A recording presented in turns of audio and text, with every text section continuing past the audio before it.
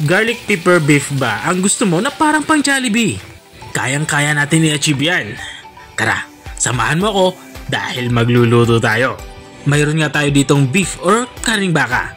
Bali, imamarinate lang natin to sa soy sauce or toyo at saka nitong oyster sauce. Bali, tig 2 kutsara nga ng oyster sauce saka toyo ang ating ilalagay dito. Bakraan nating lagyan ng oyster sauce saka toyo ay maglalagay din tayo dito ng black pepper. At saka natin halu-haluin ng maigi. Gamit nga itong ating kamay at naglagay na din ako ng plastic gloves para mas malinis tingnan ay hinalo ko to ng maigi. At matapos ko nga itong maihalo ay tatabi ko muna ito. Imamarinate natin ito at least 1 oras. O kung hindi naman kayo nagmamadali, pwede naman overnight. Habang tayo ay nagmamarinate ay kumuha na din ako ng kawali. At pinainit ko nga ang kawali at nang uminit ay nilagyan ko ito ng mantika. Dahil nga magpiprito tayo dito ng bawang, ito na naman yung pang tatoppings natin mamaya. At sa parte nga ito ay tinabi ko na yung ating napritong bawang. Balik tayo dito sa ating minarinate na beef or karning baka.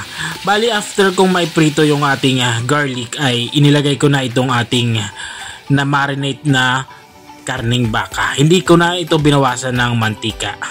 At nang ma-sear na yung ating karning baka, inilagyan ko na ito ng 1 basong tubig para ito naman yung magpapaluto dito sa ating karning baka. At matapos nga ng halos 30 minutes na pagsisimmer ay luto na nga at malambot na itong ating karning baka. Ang gagawin ko nga ay hahanguin ko muna at itadabi ko muna ito. At the same pan ay naglagay lang ako dito ng kaunting mantika. At inilagay ko na nga itong butter. Ang purpose naman ng paglalagay ng mantika ay para hindi agad masunog ang ating butter. Nang matunaw na nga itong ating butter ay inilagay ko na itong ating mushroom.